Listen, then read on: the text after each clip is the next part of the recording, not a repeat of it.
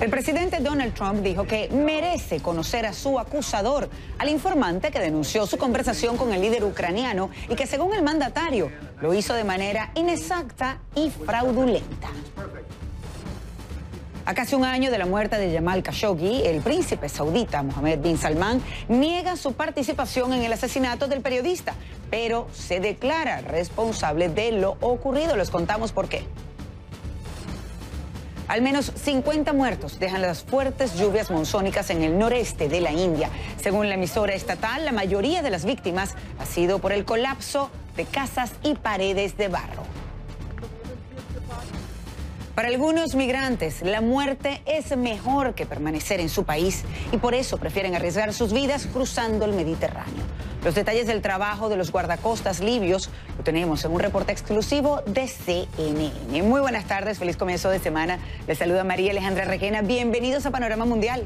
Comenzamos.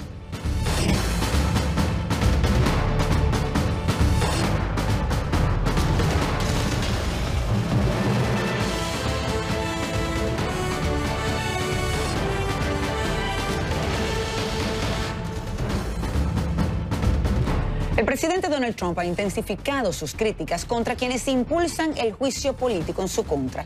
El domingo, en Twitter, el mandatario dijo que merecía conocer quién es la persona que denunció el caso que se investiga en la Cámara de Representantes y lo ha vuelto a reiterar este lunes.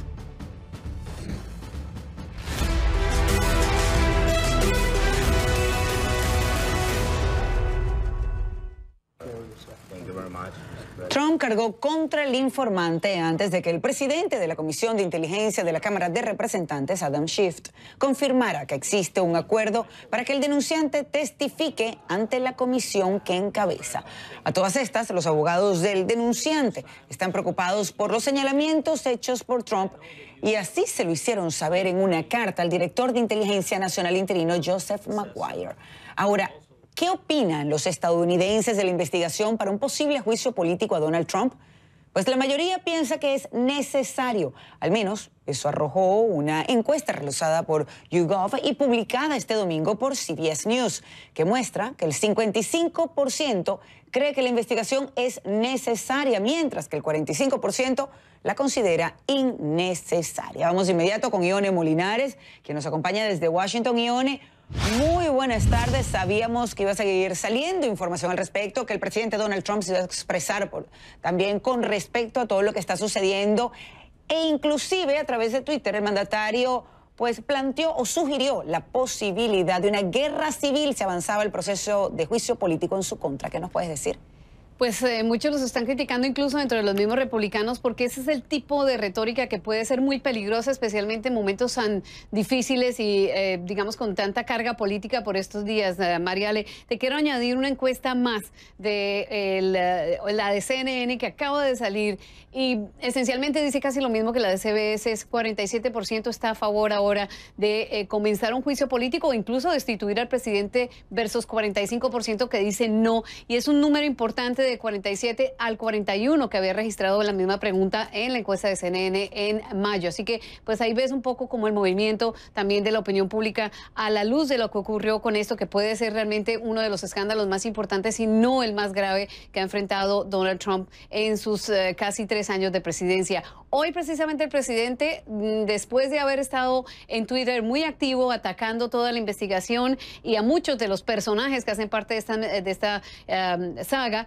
pues hoy habló rápidamente ante la prensa y esto fue lo que dijo, especialmente en contra del presidente de la Comisión de Inteligencia de la Cámara de Representantes, Adam Schiff, que es la persona que está al frente de la investigación de juicio político. Aquí está.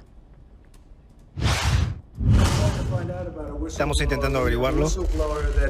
¿Quién es el informante que informa cosas incorrectas, como saben? Y probablemente se dieron cuenta ahora. La declaración que hice al presidente de Ucrania, un buen hombre, nuevo, fue perfecto, pero el informante informó una declaración falsa, como la declaración que no hicieron, una declaración del llamado. Yo hice un llamado, fue un llamado telefónico perfecto. Cuando el informante lo informó, lo hizo sonar como algo terrible, y luego está Adam Schiff, que aún peor inventó mis palabras. Bueno, la Comisión de Inteligencia del Senado ahora ya está moviéndose esta semana. Se espera posiblemente que se reúnan los legisladores con el ex embajador o el enviado especial para Ucrania, Kurt Volker, que precisamente la semana pasada, a finales de la semana pasada, renunció a su cargo. Ahora se va a enfrentar va a tener que rendir testimonio entre los legisladores. Y también ahora ya la Comisión de Inteligencia de la Cámara de Representantes acaba de emitir un citatorio formal a Rudy Giuliani, que es el abogado personal del presidente Trump, está en el centro de toda esta controversia y ahora quieren los demócratas que le entreguen los documentos relacionados con su trabajo o su rol en las conexiones que tuvo en Ucrania. Así que esto solamente ahora sí, como dicen en el béisbol, pique y se extiende, Mariala. Definitivamente, y sobre todo cuando se habla también, algunos ya han comenzado a asomar la idea de pedir otras transcripciones de Donald Trump, de llamadas de Donald Trump con otros mandatarios, en este caso el de Rusia, Vladimir Putin. Vamos a ver qué sucede. Ione, muchísimas gracias por acompañarnos desde Washington con toda la información. Feliz comienzo de semana. Igualmente.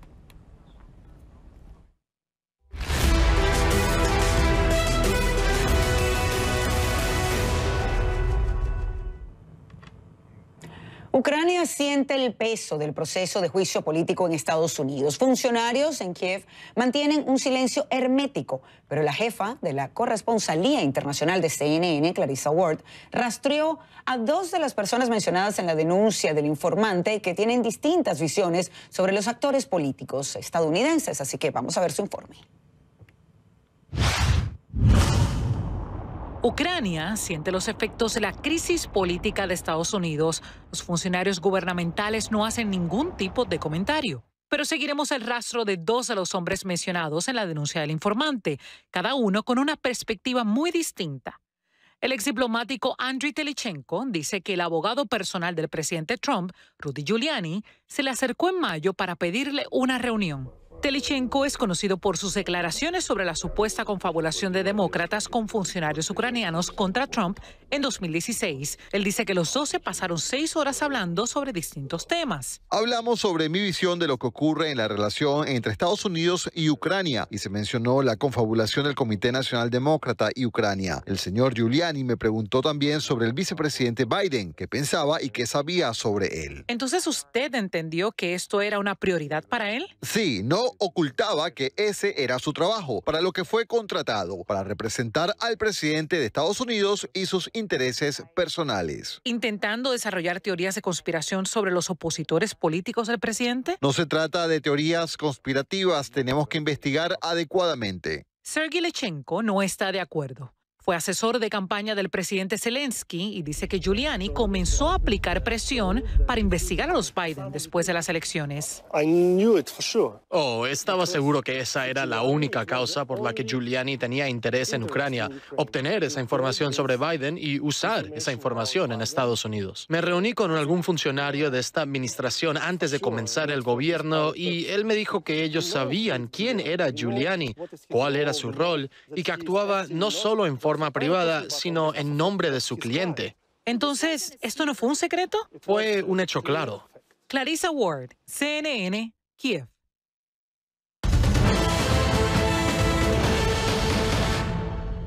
El príncipe de Arabia Saudita, Mohammed bin Salman, negó que estuviera involucrado personalmente en el asesinato del columnista del Washington Post, Jamal Khashoggi. En una entrevista ofrecida al programa dominical de CBS, 60 Minutos, dijo que asumía la responsabilidad del crimen.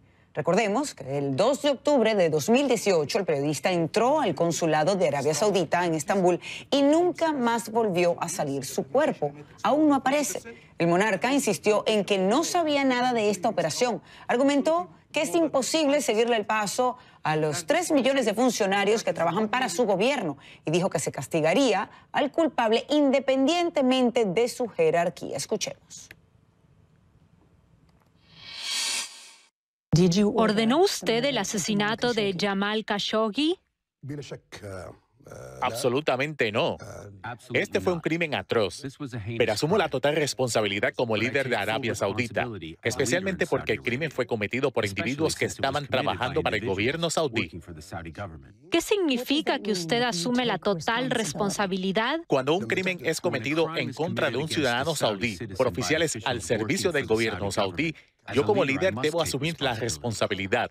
Eso fue un error. Y debo tomar las decisiones necesarias para evitar tal cosa como esta en el futuro.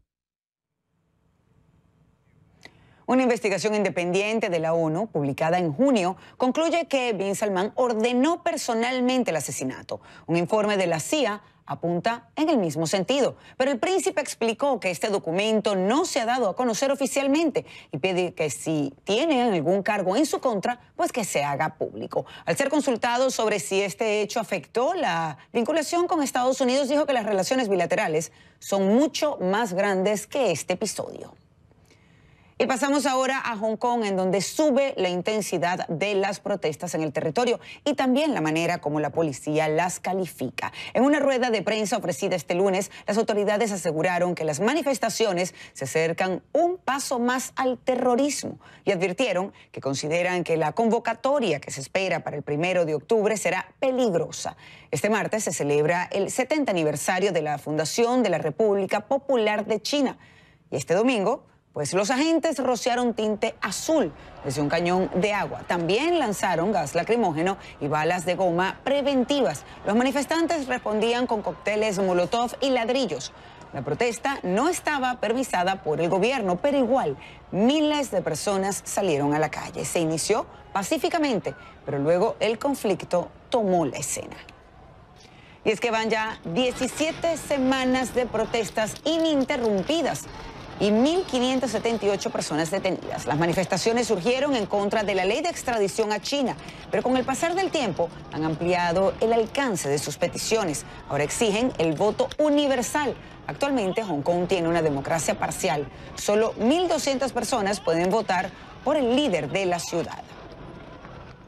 Y el presidente de China, Xi Jinping, rindió homenaje este lunes a los héroes nacionales caídos.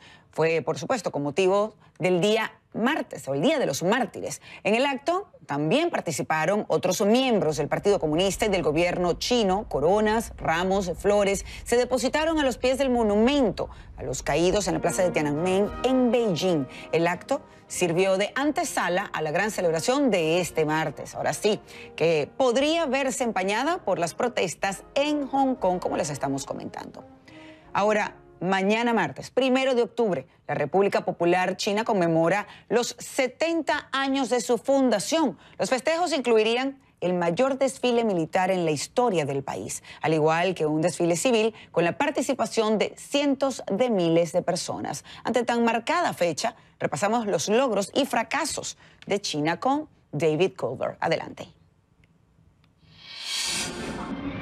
Si la práctica es lo que cuenta, los preparativos para el Día Nacional de China harán que la ceremonia quede perfecta. Desde hace semanas, estudiantes, soldados y residentes ensayan meticulosamente sus coreografiados pasos del poderío militar y orgullo nacional, reflejando el meteórico ascenso de China, que pasó de ser una nación en dificultades a lo que es hoy la segunda economía más grande y próspera del mundo. El 1 de octubre marca los 70 años de la fundación de la China comunista. Ese día, todos los ojos se posarán aquí, en la plaza de Tiananmen, el centro simbólico de la República Popular. Gente de todos los rincones del país se concentrarán en Beijing, su capital. El fotógrafo Gao Yue ha estado captando los cambios con su lente. Pasamos de resolver el problema básico de tener suficiente para comer y vestirnos a hoy en que la gente tiene dinero para viajar y divertirse. China es la principal fabricante y exportadora mundial. Presume de poseer el ejército permanente más grande del mundo y si este éxito no fuera suficiente, se ha convertido en la única nación en alunizar con una nave en el lado oscuro del satélite terrestre. Todo esto ocurre bajo un partido comunista único, liderado por el presidente Xi Jinping, un líder cuyo poderío ha aumentado a medida que se enriquece su país. Pero los grandes avances chinos han tenido su costo. En la contaminación y los problemas de la calidad del aire se ve cómo el desarrollo está afectando al medio ambiente. La continua guerra comercial está desacelerando la economía de China. Estas crecientes preocupaciones alejan ahora a muchas de las élites. Jan Se ha vivido en Beijing durante los últimos 20 años. Trabaja largas horas como directora de ventas. Le permite tener algo de tiempo libre y darse los lujos disponibles para la clase media. Pero a los 40 años ya está sufriendo las consecuencias del agotamiento y quiere otra vida. En lo material estoy contenta, pero no es lo que busco en la vida. Todos en China están ocupados y todos están bajo presión. No soy solo yo soy un ejemplo de la mayoría de la clase media. Le preocupa la atención de salud, la educación, la seguridad alimentaria y teme que la moral social aquí en China se haya erosionado hasta un punto de no retorno. Todos corren al trabajo y todo se trata del trabajo y de cubrir los propios intereses. No quiero terminar así. Quiero más felicidad y una mayor calidad de vida. Ya compró casa en Italia y planea dejar atrás su constantemente cambiante país natal. Cambio que nos lleva a este próximo aniversario, un elaborado espectáculo para ambos, China y el mundo. Al verlo, uno se pregunta, ¿sigue siendo solo una fachada destinada a derrumbarse o el precursor de una China que se convertirá en el nuevo líder mundial? David Culver, CNN, Beijing, China.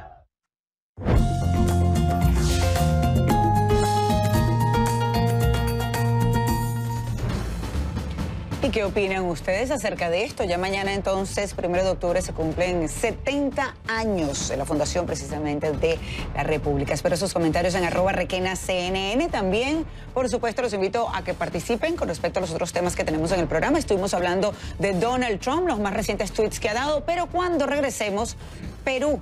El Congreso está discutiendo el voto de confianza solicitado por el presidente Martín Vizcarra. ¿Por qué pasa esto y de qué se trata? Les contamos más adelante. Y el noreste de la India sufre el embate de las fuertes lluvias monzónicas y las consecuencias son dramáticas. Ya regresamos. La relación entre el gobierno y el Congreso de Perú pasa por horas bajas. El trasfondo de esta tensión es una cuestión de confianza a un proyecto del Ejecutivo que además presentada este lunes por el propio presidente del Consejo de Ministros, Salvador del Solar, ante el Pleno del Congreso. El gobierno busca reformar el proceso de selección de los magistrados del Tribunal Constitucional. Del Solar exhortó al Congreso a definir este mismo lunes si da la confianza o no. Vamos de inmediato con Jimena de la Quintana, nos acompaña desde Lima con más información. Jimena, muy buenas tardes, como siempre, Perú pues muy activo políticamente. Cuéntanos qué ha sucedido. Hola María Alejandra, como bien lo dijiste, Salvador del Solar, que es el presidente del Consejo de Ministros, presentó la cuestión de confianza ante el Parlamento esta mañana. Una cuestión de confianza que fue presentada de manera inusual. El presidente del Consejo de Ministros no fue invitado al Parlamento, él tuvo que hacer uso de la Constitución y de cómo es que la Constitución lo facultaba, o de la facultad que le da la Constitución para poder ingresar al hemiciclo del Parlamento y plantear esta cuestión de confianza. Lo que dice la Constitución es que él, al igual que cualquier congresista, puede participar del debate del Parlamento. No puede emitir un voto, pero sí puede participar del debate, y eso fue lo que hizo. Ingresó al hemiciclo y planteó de inmediato la cuestión de confianza. Ahora, el presidente Martín Vizcarra había dicho anoche que si el Congreso debatía la elección de miembros del Tribunal Constitucional, la máxima instancia en lo que a interpretación de la Constitución se refiere en el Perú, primero, antes de la cuestión de confianza, el Parlamento, es decir, el presidente, daría por disuelto o por negada la cuestión de confianza del Parlamento y entendería que al ser negada, él podría, ¿no es cierto?, según su interpretación y según la interpretación en el marco constitucional, disolver el Congreso. No está obligado a disolver el Congreso, María Alejandra, pero sí está en la potestad de hacerlo. La pregunta es, ¿qué va a pasar? Como te digo, primero se debatió el tema de los miembros del Tribunal Constitucional y todavía no se ha debatido la cuestión de confianza. La pregunta es, ¿el presidente Vizcarra la ha dado por negada o no, como anunció que lo iba a hacer ahora? Esa es la gran pregunta y es la respuesta que todos los peruanos están esperando en los próximos minutos u horas. Vamos a escuchar lo que dijo Salvador del Solar esta mañana en el Congreso. Hemos presentado una cuestión de confianza respecto de un proyecto de ley que ya ingresó, que ya presentamos, para modificar el procedimiento de elección de los magistrados del más importante tribunal de interpretación constitucional de nuestro país, del que dependen las garantías personales de las personas. el que dirime los conflictos entre los poderes del Estado. Así de importante es. Mariale, creo que es importante escuchar también a un congresista, en este caso a Indira Wilca, quien explica qué fue lo que pasó en el Parlamento luego de que Salvador del Solar se retiró, cuando entonces el Parlamento decidió elegir a uno de los miembros del Tribunal Constitucional. Dicho sea de paso, uno de estos, o esta persona que ha sido electa, es prima del presidente del Parlamento, como así lo ha aceptado el presidente del Congreso, pero a través de su cuenta de Twitter ha dicho que él no la propuso y que también se abstuvo de votar por esta persona que ha sido electa como nuevo miembro del Tribunal Constitucional. Vamos a escuchar lo que dijo Indira Wilca. Es inaudito que este Parlamento se haya negado a debatir la cuestión de confianza planteada en la mañana por el Premier. Cuestión de confianza que trataba justamente del mecanismo de elección de este tribunal. Cuestión de confianza que al no haberse ni siquiera debatido se da por rechazada. Este Parlamento ha decidido con el accionar del día de hoy autoritario, casi en la práctica autodisolverse. Y no contento con ello, ustedes han sido testigos de las dos votaciones que se han dado. Lo que dice el presidente del Congreso sobre la elección del miembro del Tribunal Constitucional, que es pariente suyo, lo acepta él en sus redes sociales, dice lo siguiente: Pedro Laechea, sobre la elección de mi pariente Gonzalo Ortiz de Ceballos como miembro del Tribunal Constitucional, debo informar que no fue propuesto por mí ni por mi bancada y que me abstuve de votar en el Pleno. Eso es lo que dice Pedro Olaechea, presidente del Parlamento. Para terminar, lo que te puedo contar, María Ale, es que a las 4 de la tarde el Pleno del Congreso ha convocado para votar justamente la cuestión de confianza. La pregunta es si el presidente Martín Vizcarra se pronunciará antes de que el Pleno debata la cuestión de confianza o dará por sentado que la negación de haber o el hecho de no haber debatido esta cuestión de confianza antes de elegir a los miembros del Tribunal Constitucional da por negada la confianza y por lo tanto disolvería el Parlamento como lo anunció ayer. Esa es la pregunta. Y hay que decir que tanto en el Congreso como abogados constitucionalistas están divididos. Algunos piensan que esto se hace en el marco de la ley, de la Constitución, y que el presidente está en la facultad de hacerlo. Hay opiniones contrarias también que dicen que el presidente no estaría, o congresistas que dicen que el presidente no podría disolver el Congreso. Sin embargo, vamos a ver, como te decía, qué es lo que ocurre en las próximas minutos u horas. Un desenlace que estamos ansiosos todos por saber. Jimena, muchísimas gracias por acompañarnos en Panorama Mundial. Que tengas buenas tardes y feliz lunes.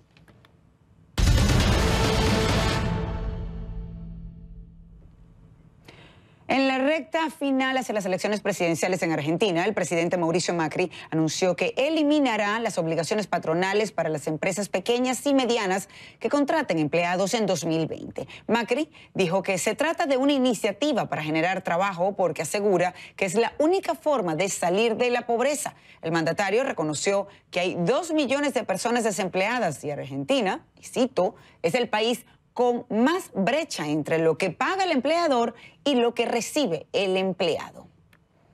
Y pasamos a Haití, en donde el clima de tensión no cesa. Tanto los líderes de la oposición como los manifestantes exigen la renuncia del presidente Jovenel Moïse.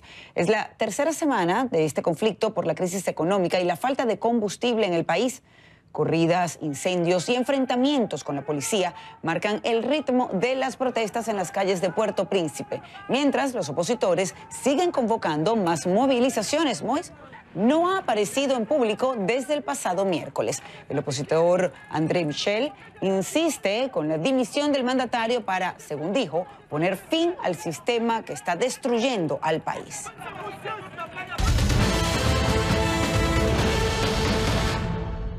En España, el Tribunal Supremo allanó el camino para la exhumación del dictador Francisco Franco, al establecer que la obra no necesita licencia municipal. Así figura en la sentencia que la máxima corte adelantó la semana pasada y difundió este lunes. Vera Cataño nos tiene el informe. El Tribunal Supremo informó este lunes sobre los motivos que le llevaron la semana pasada a rechazar unánimemente en su integridad el recurso presentado por la familia de Francisco Franco contra la exhumación del dictador. Entre las razones que expone, establece que el procedimiento no supone una obra mayor y no requiere de una licencia municipal. Precisamente sobre la licencia de obra había otro procedimiento abierto en una instancia judicial inferior. Ahora el alto tribunal marca el camino a seguir y facilita la exhumación al aclarar que esta no requiere de licencia municipal. Pero falta resolver la otra causa, aunque previsiblemente el juez a cargo la cerrará, explicó el Tribunal Supremo en conversación con CNN. CNN intentó contactar con ese juez, pero no obtuvo respuesta. También intentamos contactar con los abogados de la familia Franco para conocer su reacción, pero tampoco atendieron la petición. La sentencia descarta que la decisión del gobierno de Pedro Sánchez sobre la exhumación sea inconstitucional y recuerda que el Real Decreto Ley que la avala fue convalidado por el Parlamento con solo 2 votos en contra de un total de 350. El tribunal también le da la razón al gobierno en rechazar la céntrica Catedral de la Almudena como destino de los restos del dictador, principalmente por la significación de Francisco Franco, dice la resolución. El lugar elegido, concluye, que es el cementerio del Par Domingo Rubio, fue decidido por el Ejecutivo una vez expirado el plazo dado a los nietos para ofrecer otro destino. Uno de los compromisos de Sánchez al llegar al poder hace más de un año, que ahora podría estar más cerca de materializarse, y todo ello coincidiendo en plena precampaña electoral de cara a los comicios del próximo 10 de noviembre. Vera Cataño, CNN, Madrid. En Grecia, al menos una persona murió en un incendio ocurrido este domingo en el campo de refugiados de Moria, en el este del país. Según la Agencia de la ONU para los Refugiados, ACNUR, durante el incidente también falleció un niño. La noticia provocó enojo entre los habitantes y derivó en disturbios y enfrentamientos violentos con la policía. Antes del incendio, la situación en el campamento ya era tensa. Esto es porque varios organismos ya habían advertido riesgos en el lugar. En la India, al menos 50 personas murieron debido a las intensas precipitaciones en el norte del país. Según medios locales, en esta zona la mayoría de las muertes han sido provocadas por el derrumbe de casas y deslizamientos.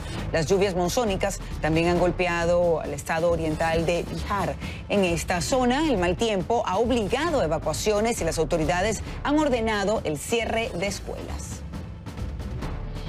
En Francia, los ciudadanos despidieron y rindieron homenaje al expresidente Jacques Chirac, fallecido la semana pasada a los 86 años. Lo hicieron durante su funeral, celebrado en París. La ceremonia contó con la presencia de unos 30 líderes mundiales activos y retirados. Chirac fue presidente de 1995 a 2007. Será recordado por reivindicar el papel de Francia como protagonista global. El expresidente fue enterrado en el cementerio de la Montparnasse. Y cuando regresemos a Panorama Mundial, para algunos migrantes, la muerte es mejor que permanecer en su país. Tenemos un reporte especial. La próxima misión de la NASA a Marte será la más avanzada hasta ahora. Pero si los científicos descubren que alguna vez hubo vida en ese planeta, el público no podría manejar esa información. Esta es la opinión de un científico jefe de la agencia Jim Green. El próximo año, la NASA enviará al rover Mars a Marte. Será el primero en recolectar muestras de material en su superficie para enviar de vuelta a Tierra. En el próximo CAP. La Unión Europea financia los guardacostas de Libia para que frenen el flujo de inmigración ilegal por el Mediterráneo. Muchos migrantes, sin embargo, no quieren ser rescatados, prefieren morir antes que regresar al horror del que huyen. Ben Wideman nos presenta este reporte exclusivo de CNN. Adelante. Los marineros de los guardacostas de Libia arrojan una soga a un bote lleno de migrantes. Ellos la tiran al agua. No la significa regresar a Libia.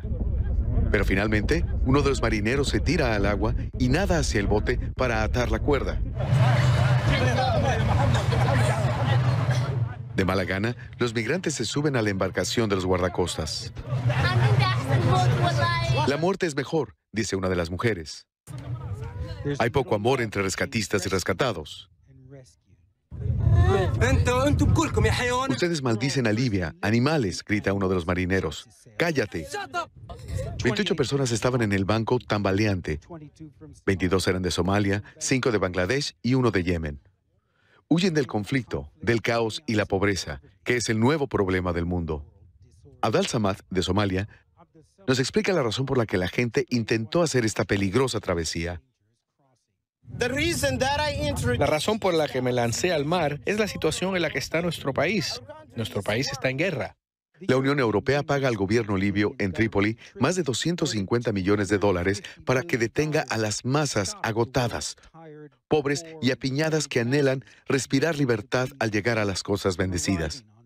El dinero de la Unión Europea financia a los guardacostas de Libia y apoya indirectamente a los centros de detención que albergan a quienes son detenidos cuando intentan cruzar el Mediterráneo hacia Europa. Cerca de 6.000 personas están atrapadas en lugares como el centro de detención de Trípoli, Tariq al-Sika, y al final podrían ser regresados a sus países de origen o a lo que queda de ellos. Las organizaciones de derechos humanos han criticado las condiciones de estos centros de detención, pero la Unión Europea, que está dividida por las diferencias entre los Estados miembros, no ha cambiado su política en relación con los migrantes en Libia, a pesar de las evidentes deficiencias. Los migrantes podrían irse de Libia algún día, pero el trauma que experimentan en el viaje permanecerá por el resto de sus vidas, especialmente en muchas de las mujeres. Dania tiene 18 años y es de Eritrea. Dice que los traficantes la agredieron sexualmente. Nos golpearon con un cinturón, recuerda. Luego nos violaron, luego nos alimentaron, luego nos violaron. Ahora está embarazada.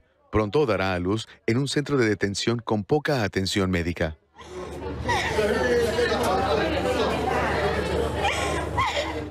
Lucky, también de 18 años, es de Somalia. Ella dice que los contrabandistas la violaron repetidamente y luego dio a luz. Alabado sea Dios que me bendijo con este bebé. No puedo abandonarlo. El bebé es parte de mi cuerpo. Pero por favor, suplica, sáquenme de aquí. De las 8 mujeres que pudo entrevistar el reportero gráfico independiente Gabriel Chaim en este centro, 7 dicen haber sido violadas.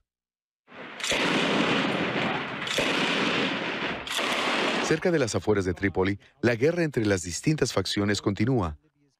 Occidente colaboró para derrocar el régimen de Muammar Gaddafi, pero desde ese entonces le ha dado la espalda a Libia. El país se ha convertido en un escenario de rivalidades locales y regionales. La locura es aquí tolerada por el mundo, siempre que la locura no salga de aquí. Ben Whitman, CNN, Beirut, Líbano.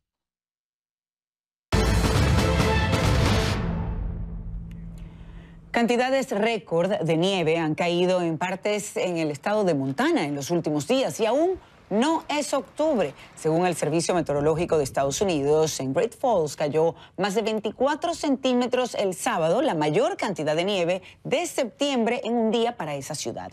El domingo cayó una cantidad similar, pero en otras partes de Montana la cifra fue aún más alta. Increíbles imágenes lograron captar los cazadores de tornados. El video fue realizado en Davis, California, donde hubo tormentas de granizo y temperaturas muy bajas. Una testigo, Shasta Fields, le dijo a CNN que ella y su novio, Tom Nolan, se acercaron al tornado y pudieron registrar estas imágenes. El tornado no generó daños mayores. Increíbles imágenes, ciertamente, pero vamos a hacer una muy breve pausa aquí en Panorama Mundial. Cuando regresemos, la FIFA toma una decisión en el caso del fallecido futbolista Emiliano Sala. Les contamos, no se muevan. Luis Gerardo Bucci ya está con nosotros aquí en Panorama Mundial para hablar de deportes en este comienzo de semana. Buenas tardes, Luis Gerardo. Gracias por acompañarnos. Hola, Mariale. Feliz lunes. Hemos estado siguiendo muy de cerca el caso, tristemente, de lo que sucedió con Emiliano Sala, pero sí, la FIFA tuvo algo que decir. Por favor, cuéntanos qué dijo entonces el máximo organismo del fútbol. Bueno, la situación era la siguiente. Este jugador lamentablemente falleció cuando era traspasado de un equipo a otro. Entonces quedó como una especie de limbo entre el Nantes y el Cardiff. El Cardiff no quería pagar lo que había ofrecido por el traspaso de este jugador, que justamente cuando se trasladaba a Gales para jugar con este equipo falleció. Claro.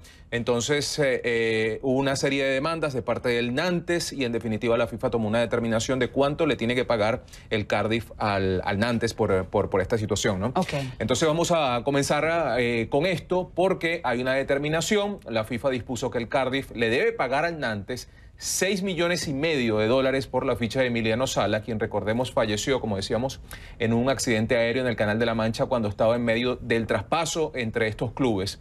El Nantes había puesto la denuncia del caso porque el equipo de Gales se negaba a pagar los casi $20 millones por el traspaso de este jugador.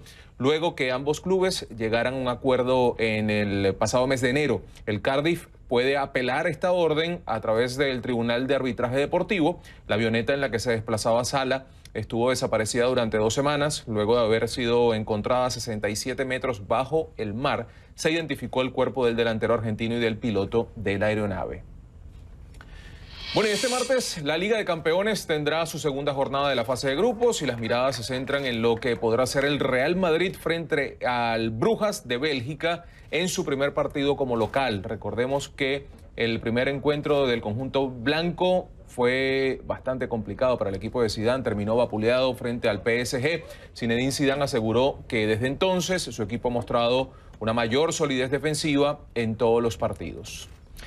Y también por el grupo A se enfrentarán el Galatasaray contra el cuadro parisino, contra el PSG. Por el B, el Estrella Roja de Belgrado recibe al Olympiacos, el Tottenham al Bayern, un gran partido de esta fecha de la Liga de Campeones. Por el grupo C, acción de un conjunto italiano, el Atalanta, debutante en esta Champions, contra el Shakhtar Donetsk de Ucrania, y el Manchester City frente al Dinamo de Zagreb. Finalmente, en el grupo D, la Juve se mide al Bayer Leverkusen y el Atlético de Madrid visita al Lokomotiv en Moscú.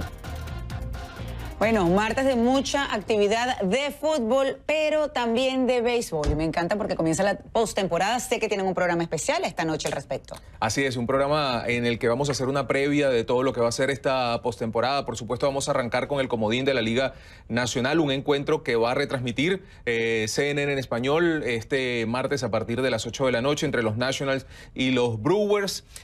Vamos a tener esta noche a Miguel Rojas, jugador de los Marlins, para analizar todo lo que se viene, y ese encuentro va a ser sumamente especial porque quizás sea el único que tenga de toda la temporada tintes de una verdadera final, porque es a partido único. O sea, no hay mañana, ¿no? Vamos a ver qué sucede. Entonces, Así por supuesto, es. vas a tener este programa especial esta noche, entonces, en Deportes CNN. Así es, esta noche en Deportes CNN. Bueno, vamos a repasar cómo quedaron los cruces en esta ronda de comodines. Por la Liga Americana, los Rays de Tampa Bay se van a enfrentar a los Athletics de Oakland, y los Brewers de Milwaukee jugarán contra los Nationals de Washington, como decíamos, por la Liga Nacional. Los Twins de Minnesota se van a enfrentar a los Yankees de Nueva York, mientras que los Cardinals de San Luis se medirán a los Braves de Atlanta, y por último los Astros de Houston y los Dodgers están a la espera de los ganadores de estos encuentros que van a permitir a los 4 equipos luchar por 2 cupos en el comodín. Justamente un jugador de los Nationals, Aníbal Sánchez, es parte de nuestro especial Camino a la Serie Mundial